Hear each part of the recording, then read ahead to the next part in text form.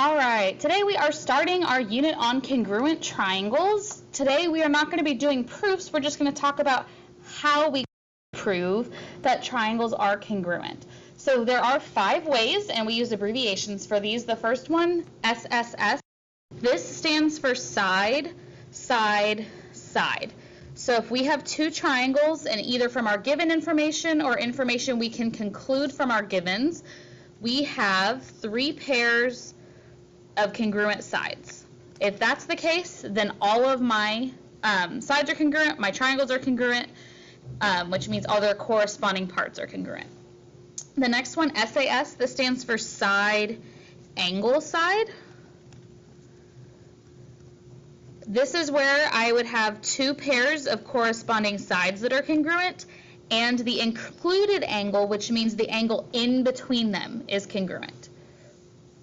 Next one, ASA, this stands for angle, side, angle. So you've got 2 pairs of congruent angles, and the side that's in between them, included, is the one that's congruent. Then you've got congruent triangles. Then you have angle, angle, side. So you've got 2 pairs of congruent angles, but the side is not in between them. So it's ASA when the side is in between, AAS when the side is not in between. And then lastly, this one is only for right triangles. HL stands for hypotenuse leg. And hypotenuse is a funny word, but it's just the side that is across from your right angle. So in these 2 triangles, this is your hypotenuse, and this is your hypotenuse. The other 2 sides we just call legs. So if you've got right triangles, and you know your hypotenuse are congruent, and one other pair of legs are congruent, then you can use hypotenuse leg. So these are the only 5 ways. One thing I will say is that there are no donkeys in geometry. There is no angle, side, side. No donkeys in geometry. So we are going to practice identifying when to use these different theorems, and then also naming our congruent triangles, because when you are naming them, you're telling me which parts correspond to each other. So on number 1, I've got side, angle, side, side, angle, side. So this is SAS. And I need to name them. So if I call this first triangle ABC, then my second triangle has to follow that same pattern. I've got 1 tick mark, 2 tick marks, 1 tick mark, 2 tick marks. That other triangle would be DEF. So whatever order you go in for the first one, just make sure you follow it for the second. On the next one, these tick marks tell me that these 2 angles are right angles. Excuse me, these angles are congruent. Then down here I have 2 right angles, so those are congruent. And then they are sharing the side PR. So it's going to be congruent to itself by the reflexive property. So I've got 2 angles and a side. The side is in between, which makes this angle side angle. Now to do my naming, if I go RPS for my first triangle, then I would have to go RPQ for my second triangle. Moving on 3, I've got tick marks here and here telling me that those 2 are congruent. And then they are also sharing a side that's congruent to itself. So this one's going to be side, side, side. And now let's name the top triangle HEF. So if I name that HEF, 1 tick mark, 2 tick marks. My second triangle will be FGH. Okay, on to number 4, tick marks for these angles, tick marks for these sides. I also have vertical angles, which are congruent.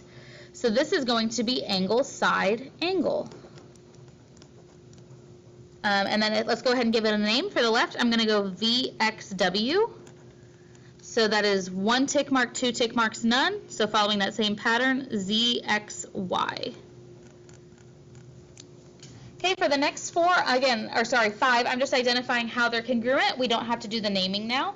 On 1, I've got tick marks for those pairs of sides, and they're sharing a side. So this is SSS. On 2, this is a right angle, which means this is also a right angle because they're forming a straight angle. These tick marks here tell me they're congruent, and then they're also sharing this side. So this is an example of hypotenuse leg. I've got right triangles. The sides with the tick marks are the hypotenuse, and they're sharing this leg. So this is HL. On 3, tick marks, angle, side, angle. On 4, tick marks for these angles and they're sharing a side. So this is another angle, side, angle. And then on 5, I've got tick marks for these angles and I do have vertical angles, but angle, angle, angle is not one of my theorems. So this is not congruent, or we just don't have enough information. Moving on to this final page, I've got given information. E is the midpoint of KW. So what that tells me is that KE is congruent to EW because a midpoint divides a segment into 2 congruent segments. Angle KEG is congruent to angle WEH, and angle K is congruent to angle W. So this is going to be angle, side, angle. On 2, I'm told that AC bisects angle BAD. So what that tells me is that these 2 angles are congruent. Angle BAC is congruent to angle DAC, because if an angle is bisected, then it's divided into 2 congruent segments. Then I'm also given that B is congruent to D, and they are sharing side AC. So I've got 2 angles and a side, but the side is not in between the angles. So this is angle, angle, side. Okay, on 3, tick marks, vertical angles. Again, I've got 2 pairs of angles and then a side. So this is going to be your angle, angle, side, because the side is not in between. Then on 4, I've got that reflexive side they're sharing. So my top triangle is side, angle, side, but on the bottom, it's angle, sides, side. Well, these don't match, so these are not going to be congruent. They would both need to be side, angle, side. Okay, lastly, determine what additional information you would need to show they're congruent with the given theorem. Well, here I want to show side, angle, side. So I've got tick marks here for these 2 sides, tick marks here for these 2 angles. So if it's going to be side, angle, side, I need another pair of sides, and it needs to make it to where this angle is in between them. So that is going to be DA and TO. If DA is congruent to TO, then you have side, angle, side. Lastly, if I want to show angle, side, angle, here is one pair of angles. Here are my sides. The side needs to be in between, so the angle that makes that happen is angle B and angle C. If those 2 are congruent, then I've got angle, side, angle. So that concludes our notes today on day 1 with congruent triangles. Again, you're just recognizing how they're congruent, practicing those congruent statements, identifying what parts correspond. Next time we will get into proofs with our congruent triangles.